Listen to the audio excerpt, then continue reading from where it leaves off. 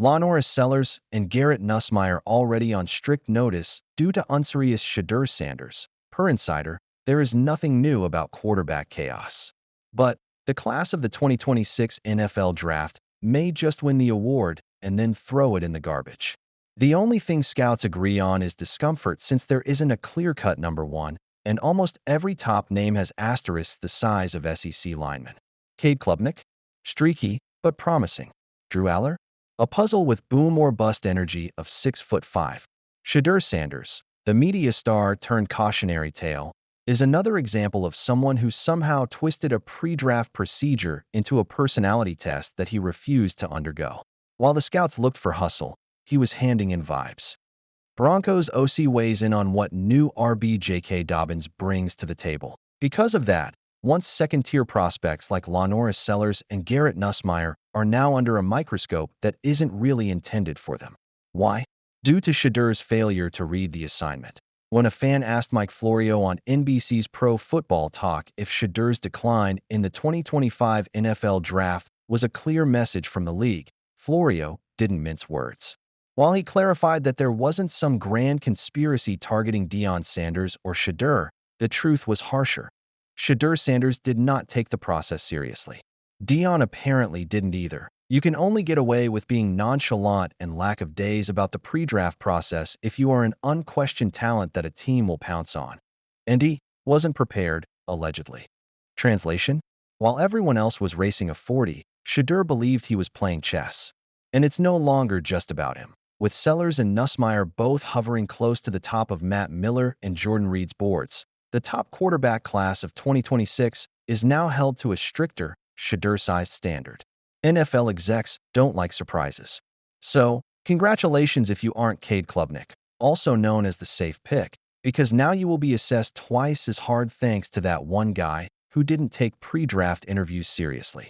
Sellers and Nussmeier both hold prominent positions on the 2026 draft boards, but fame comes with a price. Teams are doing more research. Background checks? More intense. Pro days? Under a microscope. Why? Because, as Florio mentioned, selecting a quarterback isn't just about talent, it's also about CYA. You'd better have the documentation, professional receipts, and measurements to prove that it wasn't your fault if you choose someone who doesn't work out. And for any quarterback hoping to enter day one quietly, that's bad news. Shedeur's chill approach might have slammed the door on that leniency. But if Shedeur's draft process wasn't serious, then his Cleveland Browns career hasn't exactly started off smoothly either. Shadur Sanders slams the brakes in a bid to fix his Browns image. The rookie quarterback has officially slammed the brakes, as he received 2 speeding penalties in June, including one for allegedly traveling 101 miles per hour in a 60 zone. Literally. But now, Sanders tried to change the narrative at David Njoku's charity softball game by saying, "I don't drive no more." No more. He skipped his initial arraignment, according to court documents, and currently owes around $519 in total fines. He has yet to receive his second ticket, which is for a 4th-degree misdemeanor, despite the fact that the quarterback room at Cleveland already resembles a packed lift. Joe Flacco, Kenny Pickett, and Dillon Gabriel. Sanders is initially buried on the depth chart and is currently under scrutiny. He was a 5th-round flyer. A project. A maybe. But projects aren't allowed to fail too soon. Not in public, in particular. And especially not with Kevin Stefanski as your head coach, a man who values accuracy over distractions. But Shedeur is trying as hard as he can by admitting, "I've made some wrong choices. I learned from them." Well, that's a start. Still, the Browns haven't forgotten who rushed to come to the party or who arrived late. Stefanski hasn't dropped the hammer as of yet. But don't be misled. Shedeur has a short leash, and his rivals aren't fooling around. The way back to favor starts with humility. It goes on with discipline, and it might end with him holding a clipboard longer than he expected.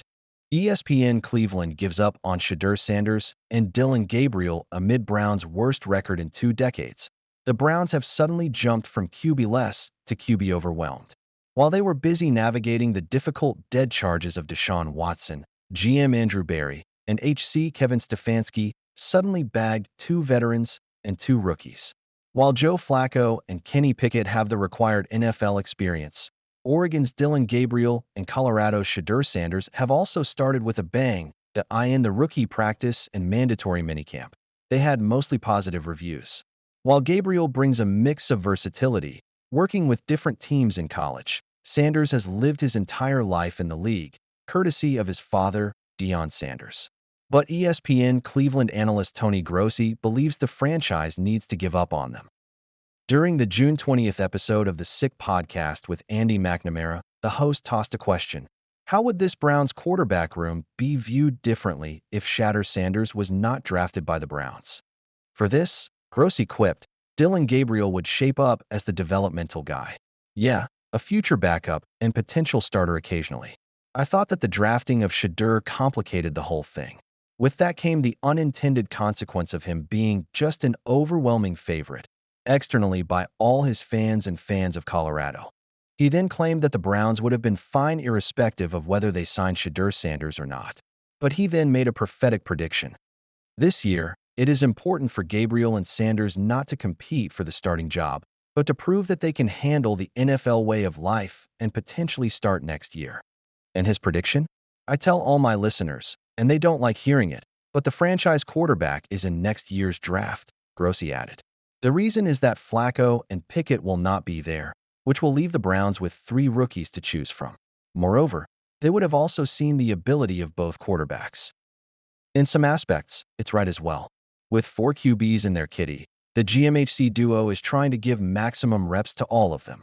Dylan Gabriel looked like the perfect choice for their franchise. But things have gotten out of control with Shadur Sanders in the camp. A 5th-round pick, 144th overall, he overshadows any other rookie of 2025. Be it his flash of diamond chains or cars, many believe he should get a chance to prove himself. Amid all this hype around their QB room, the management is busy fighting a lawsuit for their $600 million destination project. Their poor record also haunts them. Shadur Sanders needs to become the Batman of the Browns. They say misery loves company, but even in that bleak fraternity, the Browns sit alone. Since the calendar flipped to 2000, Cleveland owns an NFL worst 1392641 mark, a .344 win rate. Only Jacksonville, 1532551, .38, and Detroit, 1582442, .39, even sniff the same basement, and both have managed occasional spikes of joy that Cleveland can only envy. Rewind to 1999, the expansion yet not expansion Browns returned after Art Modell's midnight move. That first season ended 2-1-4. Chris Palmer staring at a depth chart that looked more Arena League than NFL. 3 years later came a surprise 9-7 playoff cameo in 2002. Kelly Holcomb nearly shocking Pittsburgh. From 2003 to 2015, the Browns rotated 7 head coaches, 2 owners, and enough quarterbacks to staff an entire UFL. The nadir arrived in Hugh Jackson's back-to-back horror show, 131 across to 162-17. Capped by the infamous throw 16 in 2017. That winter, they drafted Myles Garrett, finally admitting you can't patch a dam with tape and desperation. Then 2020 flashed like lightning. Kevin Stefanski's first year produced an 1-15 record, a 4-8-3-7 wildcard win in Pittsburgh. Whispers began that maybe the curse was cracking. It was their first playoff victory since Bill Belichick stalked the sideline in 1994. But momentum in Cleveland is a fragile thing. Injuries, quarterback drama, and front office turmoil brought the team back to earth, bottoming out at 3-1-4 in 2024. The result? A 25-year ledger dotted with 4 winning seasons, 3 playoff appearances, and exactly 1 January triumph. They cling to the eternal promise of next year, counting on a new stadium, fresh cap space, and maybe the draft's next savior. Because in this town, hope resets faster than the loss column can fill, an unbreakable habit forged by the worst record of the millennium.